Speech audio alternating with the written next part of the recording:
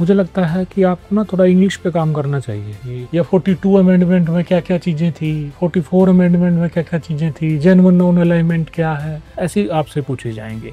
वो जो कॉन्फिडेंस आपका दिखेगा तो अपने आप पैनल आपसे सेटिस्फाइड है। तुरंत ग्राफ बनाना है फटाफट फटाफट, और लिखना कम है, बोलना ज़्यादा है। Sir yes yes thank you. तो आपने हायर सेकेंडरी 66% आपका, और सीनियर सेकेंडरी में 73%। जी सर ग्रेजुएशन में आपने 56%। और पीजी आपने कहाँ से किया? सर यूनिवर्सिटी ऑफ इलाहाबाद से हॉस्टल में इलाहाबाद। कितने परसेंट है? 77.23। अच्छा, आपकी हॉबीज़ क्या हैं? मुझे सर नेचुरल प्लेस जो घूमना पसंद है और स्विमिंग पसंद है। अच्छा, तो कहाँ गए हैं आप नेचुरल प्लेसेस में? अभी तो सर ट्राई कर रहे हैं कि जितनी जल्दी हो सके कहीं सेटल हो जाए तो ज़्यादा घूमना। स्विमिंग हमें पसंद है तो स्विमिंग कर जो हमारे पास गांव में जो है तालाब है उसमें करते हैं। अच्छा, तो मतलब बिना लगे आप घूमेंगे नहीं कहीं? अब सर उस हिसाब से तभी फाइनेंशियल इतना ज़्यादा कंडीशन स्ट्रांग नहीं है कि वो कुछ वो कर पाएँ, लेकिन सोचा है कि ज़रूर अगर होंगे तो ज़रूर ये काम ज़रूर करना है प्रियॉरिटी पे। नेचुरल प्लेस क्या मतलब होता है आपके हिसाब से? नेचुरल प्लेसेस जैसे सर वाटरफॉल हो गया, कोई झील हो गई, और जो भी है अपने जैसे साइलेंट वैली हो गया इधर, उत्तराखंड है, नैनीताल हो गया, अपना जम्मू कश्मीर है अटल जी, और हमारे नॉर्थ ईस्ट में जो कटक है जहाँ पे। कोई वर्ल्ड का स्विमिंग जानते हैं किसी पर्सनालिटी को, अच्छे स्विमर को? हाँ सर सॉरी सर शिवा का नाम तो नहीं पता। यूएसए के जिन्होंने 7-8 गोल्ड मेडल जीते, माइकल फ्लैक्स, नाम सुना होगा आपने, है ना? सर ओलंपिक के टाइम में ध्यान थी तो उसी। तो हाँ सर, तो सब मैंने तो आपने लिए यहाँ रिसर्च एक्सपीरियंस अगर आपका कुछ लिखा है रिसर्च में इंटरेस्ट बिकॉज आप एकेडमी लाइन में रहा है, तो क्या रिसर्च का कुछ टॉपिक है या फिर कोई पर्टिकुलर साइंस एंड कोई सब्जेक्ट आपको जो पसंद है या फिर आप इंटरेस्ट है? सर इंटरेस्ट एरिया तो ऐसे इंटरनेशनल रिलेशन है हमारा, और अभी जो जो भी चीज़ें हम तैयार कर पाए हैं वो पार्लियामेंट के ऊपर कुछ तैयार कर पाए हैं। इंटरनेशनल मतलब अंतर्राष्ट्रीय संबंध हमारा फेवरेट टॉपिक है, लेकिन जो चीज़ें हम मतलब पढ़ा सकते हैं, कुछ भी कर सकते हैं, वो हमारा पार्लियामेंट पे सब वो कर पाए, लेकिन खुद जो हमें अच्छा लगता है उससे ज़्यादा वो इंटरनेशनल। ये कोई जर्नल किसी मैगजीन्स को पढ़ते हैं जिसमें इंटरनेशनल रिलेशन के कुछ आपने आर्टिकल्स वगैरह पढ़े हो? जर्नल्स वगैरह वैसे तो नहीं सर पढ़े, लेकिन अखबार पढ़ते हैं। जर्नल्स का नाम सुना है कुछ? कुछ हायर के जर्नल्स का पहले कोई कॉन्सेप्ट पढ़ते हुए कुछ? सर एक मैगजीन जैसे डाउन टू अर्थ करके एक आती थी, वो environment इंटरनेशनल इशू होते थे। इन्वायरमेंट को लेकर? कौन सा अखबार? सर अखबार को दैनिक जागरण को पढ़ते हैं, हिंदी मीडियम। आप एडिटोरियल भी पढ़ते हैं? हाँ एडिटोरियल सब पढ़ते हैं उनका। कहाँ लिखते हैं? हर्षवी पंत जैसे हैं इंटरनेशनल रिलेशन के बेस पे लिखते हैं, और कुछ जो इंडियन पॉलिटिक्स के ऊपर लिखते हैं अच्छा, इंडिया जो है अभी एससीओ में भी मेंबर बना है 2017 में और क्वाड में भी 2017 से। तो आपको ये बताइए कॉन्ट्री किया, इससे इंडियन फॉरेन पॉलिसी का फायदा क्या है? हम दोनों जगह चले गए हैं जी। बट दोनों क्योंकि ग्रोथ कभी इधर कभी उधर ऐसे दिखती है, तो आपके हिसाब से क्या है? सर एससीओ में पार्टिसिपेट करना हमारे लिए रसिया और चाइना से एक तरीके से रिलेशन बना के रखना उसके लिए इम्पोर्टेंट है, और क्वाड में ये है कि हम चूँकि हमारा सबसे बड़ा दुश्मन हमारा चाइना है, और इस समय जो कंडीशन है चाइना के ऊपर रसिया डिपेंडेंट होता जा रहा है, तो हमें क्वाड जैसे ऐसे उनकी ज़रूरत है कि कभी ऐसा मौका पड़े, जैसे अभी 2020 में हमारा विवाद हुआ चाइना से, तो उस टाइम पे हमें कोई मतलब इंटरनेशनल लेवल पे ऐसे राष्ट्र रहें जो हमें सपोर्ट कर सकें चाइना के अगेंस्ट में, तो उसको काउंटर करने के लिए हमने क्वाड बनाया। क्वाड की सर इसमें think it is counter balancing कि एक तरफ हम कुछ करते हैं दूसरी तरफ उतना ही नुकसान कर लेते हैं। हाँ वो एससीओ के प्रोग्रेस के ऊपर ही है, क्वाड की प्रोग्रेस के ऊपर ही है। क्वाड की प्रोग्रेस तो अब बंद हो गई आफ्टर डोनाल्ड ट्रम्प जी, तो क्वाड की प्रोग्रेस भी रुक गई है, एससीओ की प्रोग्रेस भी रुक गई है, तो कैसे आपको जस्टिफाई करेंगे उसको? It is for basing of the Indian for we.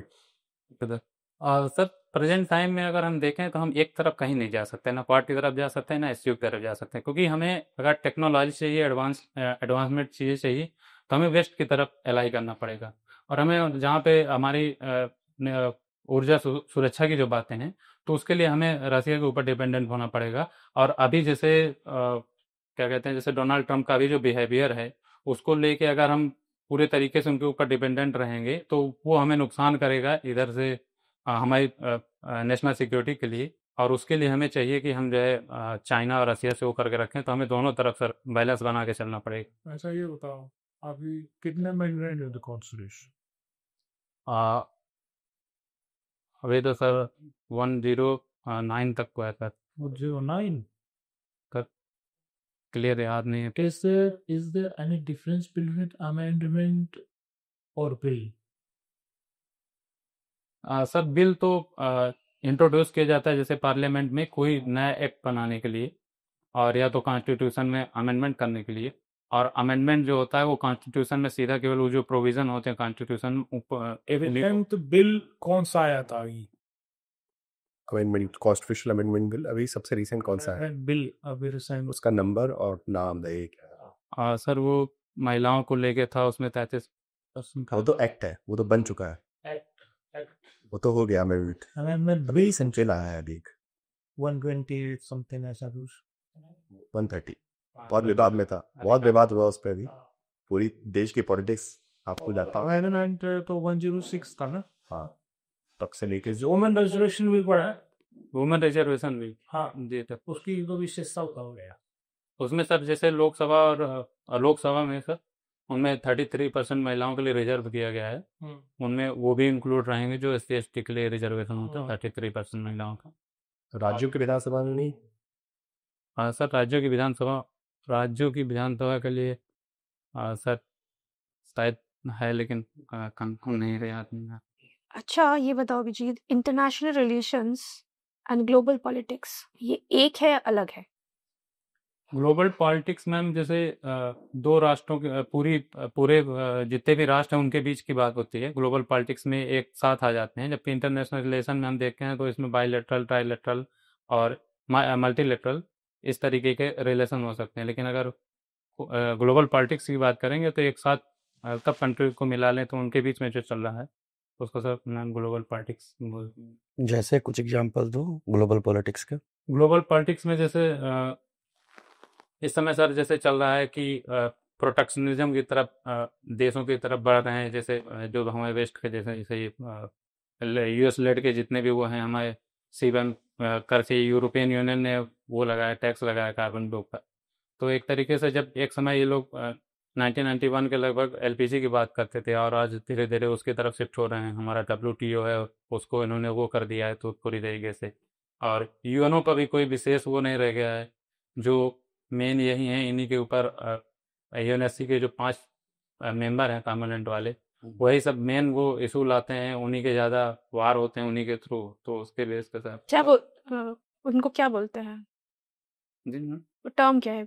P permanent member of UNSC, United nation security council के 5 परमानेंट मेंबर हैं। P5 T5 पढ़ा के कोई फेवरेट टॉपिक? खाने में नहीं बता रहा था जी कुछ भी पढ़ा जो आपको अच्छा लगे ओके पहले बताइएगा, फिर लिखिएगा, फिर पढ़ाइएगा। तो सर थोड़ा सा उस तरीके से नहीं है, हम लोग स्टूडेंट है, सब स्टूडेंट क्लास है ये। ओके ठीक है। तो गुड आफ्टरनून बच्चों, आज मैं आपको पार्लियामेंट से कोई एक्ट कैसे पास होता है उसके बारे में बताने वाला हूँ। तो हमारी पार्लियामेंट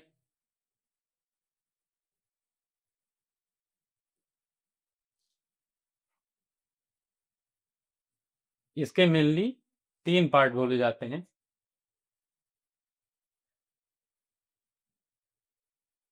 एक है लोकसभा,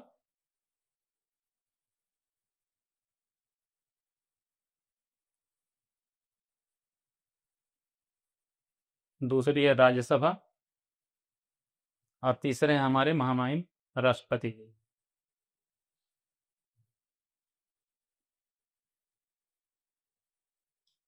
तो कोई भी बिल होगा वो किसी भी मेनली 4 तरीके के बिल होते हैं हमारे कॉन्स्टिट्यूशन हमारे जो पार्लियामेंट के द्वारा पास किए जाते हैं। सबसे पहला होता है साधारण विधेयक, दूसरा होता है वित्तीय विधेयक, तीसरा होता है धन विधेयक और चौथा होता है संविधान संशोधन विधेयक। तो सभी के बारे में संविधान में अलग अलग प्रक्रियाएं दी गई हैं सभी विधेयक को पास कराने के बारे में, लेकिन मैं आपको आज बताने वाला हूं वो होगा हमारा साधारण विधेयक। कोई साधारण विधेयक कैसे पास किया जाता है हमारी पार्लियामेंट के थ्रू, उसको मैं बताने वाला हूँ आपको।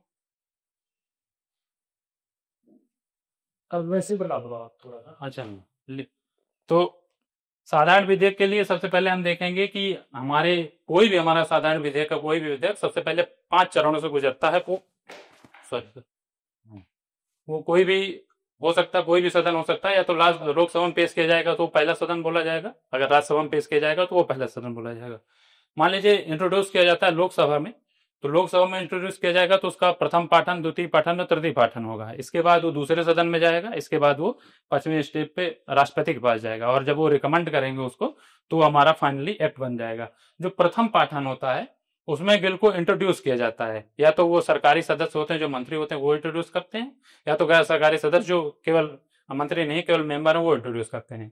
जो इंट्रोड्यूस किया जाता है वो हमारे सदन की अनुमति से किया जाता है, और सदन जब अनुमति देते हैं तो उसको उसका शीर्षक पढ़ा जाता है और उसके बारे में बताया जाता है कि बिल एक्चुअल में है क्या। इसके बाद प्रथम पाठन समाप्त हो जाता है। द्वितीय पाठन में दूसरा पाठन जो आता है, ठीक है, ठीक है। राज्यसभा है ना जी इसकी विशेष शक्तियां हैं कुछ। जी, क्या? ये सर जैसे 249 के तहत संसद को वो कर सकती है कि जो राज्य विधानसभा के वो हैं विषय हैं उस पर वो कानून बना सकती है। और 312 के तहत नई अखिल भारतीय सेवाएं हैं उनको सृजन कर सकती है। और राष्ट्रपति उपराष्ट्रपति जो हमारे होते हैं अभी उनको कौन है राष्ट्रपति? सीपी राधाकृष्णन जी। कहाँ से? सर ये तमिलनाडु से। अच्छा, कौन से नंबर पे है ये? हाँ सर, ये 13 प्रीकेयर क्या नहीं सर।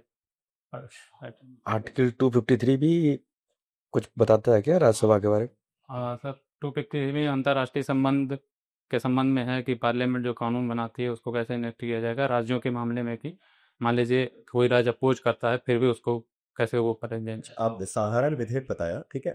तो अब जब से लोकसभा से पास हो गया, राज्यसभा से पास हो गया, अब जब राष्ट्रपति के पास ही जा रहा है तो राष्ट्रपति में क्या ऑप्शन थे और वो आर्टिकल मेरे बताइए कौन से आर्टिकल के तहत और कौन कौन से ऑप्शन हैं, क्या कर सकते हैं राष्ट्रपति साधारण विधेयक के बाद? वो जो 201 के तहत वो 201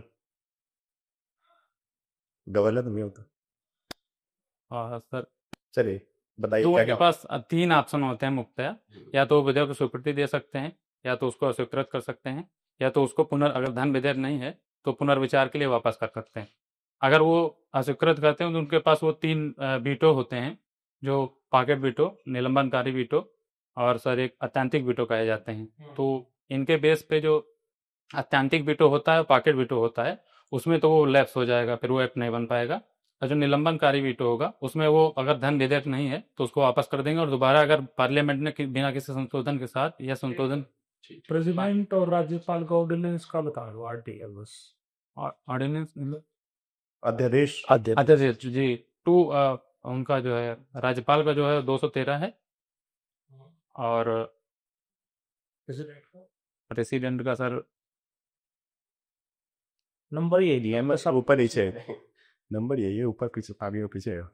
जब हम एकेडमिक वहां बैठे ना तो हमको शब्द थोड़ा सोच लीजिए भले, बट वो ऐसा रहता है जैसे अब IR में भी आपने कहा कि वो ऐसा। हाँ जी, हाँ वो क्या है, this you have to be specific. क्या वो शब्द कॉन्टेक्स्ट अच्छा है, नॉलेज भी ठीक है, मैं ये बताऊँ कि 100% आपने फिर भी अच्छा बताया, पढ़ाया भी अच्छे तरीके से, कॉन्फिडेंस भी दिखा था। बट एक चीज ये और थोड़ा सा अपने नॉलेज को भी ब्रशअप करिए, कॉन्फिडेंस का अच्छे से बैठ रहा है मेरे साथ, और पॉजिटिव में थोड़ा सा मुझे ये किएगा मेरे हिसाब से ये बाकी sir.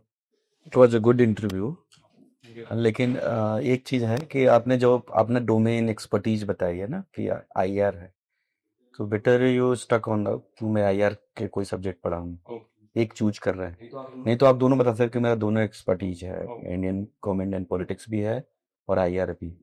Then the book you are referring तो कुछ क्वालिटी बुक बिकॉज ये बहुत बेसिक हो जा रहा है, गाइड टाइप, तो कुछ क्वालिटी बुक भी आप रेफर कर सकते हैं जो कि आप मास्टर्स किए होंगे, ग्रेजुएशन किए होंगे, उसमें IR को लेके कुछ फॉरेन पॉलिसी को लेके एक तरह रेफरेंस बुक बना था, जैसे जे बंदोपाध्याय का नाम सुने होंगे, मेकिंग ऑफ फॉरेन पॉलिसी, और हर्षवीर पंत के आर्टिकल आपने पढ़ा है तो हर्षवीर पंत के बारे में उनकी किताब रेफर कर सकते हैं। तो कुछ क्वालिटी की किताबों को आप बता सकते हैं। लिस्ट बना के पहले भी यार यू हैव टू इम्प्रेस जो आपका डोमेन है, तो अच्छी किताब बताइए।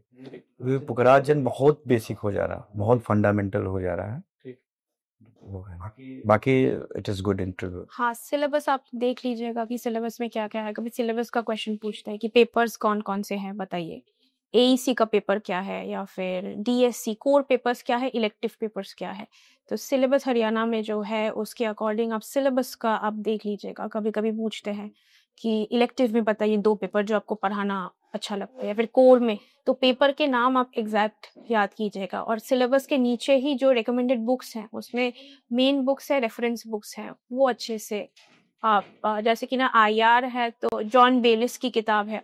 कुछ फंडामेंटल बुक्स की आप लिस्ट आप एक बना सोल लीजिए। रिकमेंडेड रहता है ना हाँ, वो सब। कि और हरियाणा में जो सिलेबस चल रहा है उनके जो हाँ recommended- हाँ सिलेबस के नीचे ही नहीं, कुछ अपने हिसाब से दिया, ये सब तो हर जगह फॉरेन पॉलिसी के लिए और आईआर के लिए, तो ये सब जैसे ग्लोबलाइजेशन ऑफ इंटरनेशनल पॉलिटिक्स आपको हर सिलेबस में मिल जाएगा।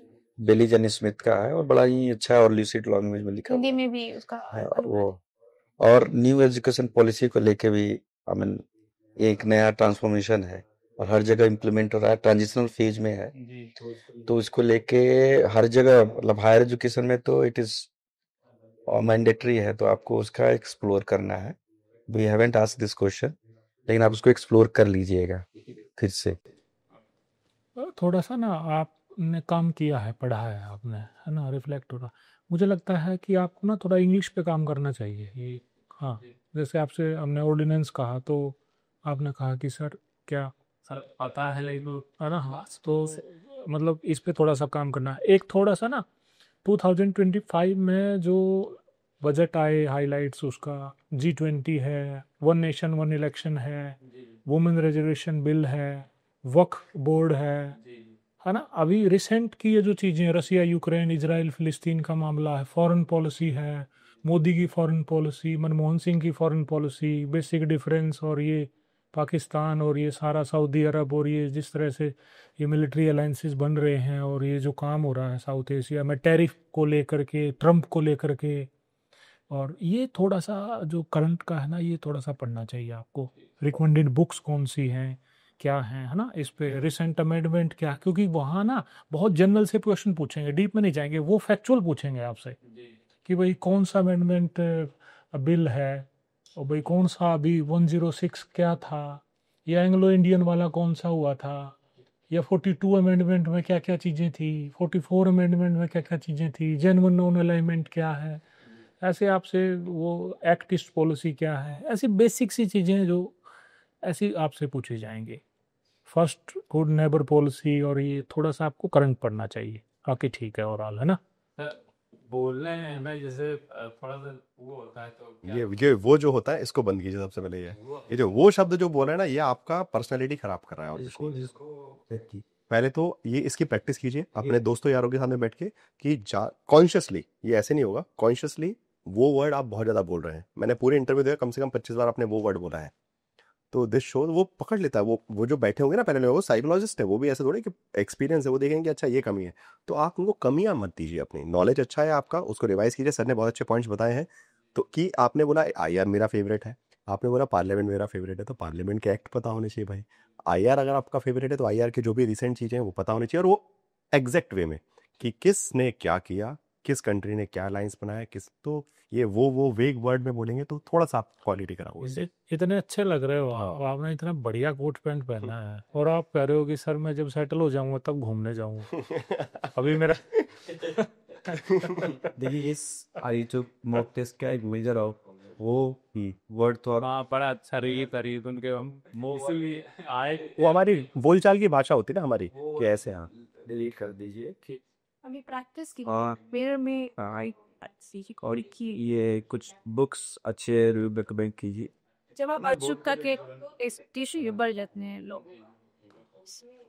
तो सर वैसे आप पढ़ा रहे थे तो ये क्या आप इसको पूरा नहीं करना पढ़ाते इसमें? नहीं वो पैनल बताएगा आपको, वो जैसे हमको समझ में आता आप है। जैसे बोलते जा रहे हो ना, हाँ। तो मुझे पता है कि आप 10 चीजें इसमें बता दोगे, मैं आपको रोक दूंगा। अगर आप वहां पे फंबल हो रहे हो, रुक रुक के बोल रहे हो, तो मैं चाहूँ आपको और भी बुलवाऊंगा मैं कि बोले बोले, कहीं रुक ही जाइए, मेरा मकसद आपको रोकना है, और आपका मकसद ऐसा कर देना है आपका मकसद ये है कि मुझे रुकना नहीं है। ऐसे चल रहा है, ये हमारी कुश्ती है, ये नूरा कुश्ती चलने वाली है ये। वो जो कॉन्फिडेंस आपका दिखेगा तो अपने आप फाइनल आपसे सेटिस्फाइड रहेगा। बट अगर वो वहाँ आपने एक वीक पर, वहाँ पे आप ठीक लग रहे थे, आपने बहुत अच्छे से बोला, फिगर बनाया, तो ठीक है, समझ में आ गया, पढ़ा लेगा ये, उतना पैनल को समझा कि पढ़ा तो लेगा ही। आपने तुरंत ग्राफ बनाना है, फटाफट फटाफट। लिखना कम है, बोलना ज्यादा है, चीजें डिजाइन करनी है फटाफट ग्राफ की। सर ये 3 चीजें ऐसे करोगे ना, अच्छा है आपका, आप अच्छा कर लोगे, all the best, good luck, मेहनत करो बस। मेहनत करना है, जितना चाहे बहुत भी पाऊंगी सही। ओवर कॉन्फिडेंस नहीं लाना है, ठीक है। इस पे भी काम करके बहुत ही हम्बली ऑली करना है। थोड़ा गहराई में पढ़ो। को फिर से रिवाइज पूरा करें। हाँ, नहीं रिवाइज भी, बुक्स भी नहीं पढ़ी है, ये पुरानी जो आपकी टेक्स्ट बुक है वो सब नहीं बता सकते वहाँ पे आपने, ठीक है। वो गाइड्स वगैरह पढ़ते हैं लोग हैं जो भी है, बट जब आप पैनल में जाएंगे तो आपको बताना है, और पढ़ के, ऐसे नहीं कि बस रैंडमली किताबों का नाम दे दिया। बट हाँ, जैसे मैम ने पूछा कि कौन सी किताब आप रिकमेंड करेंगे, तो अच्छी किताबों के नाम आपको पता होना चाहिए, इंग्लिश में हो हिंदी में जो भी हो। बट हाँ, पढ़ते तो बच्चे AI से हैं, हमें भी पता है इस बात का ना बहुत कुछ। चलो ठीक है, लेकिन अच्छी बुक्स पता होनी चाहिए। हाँ।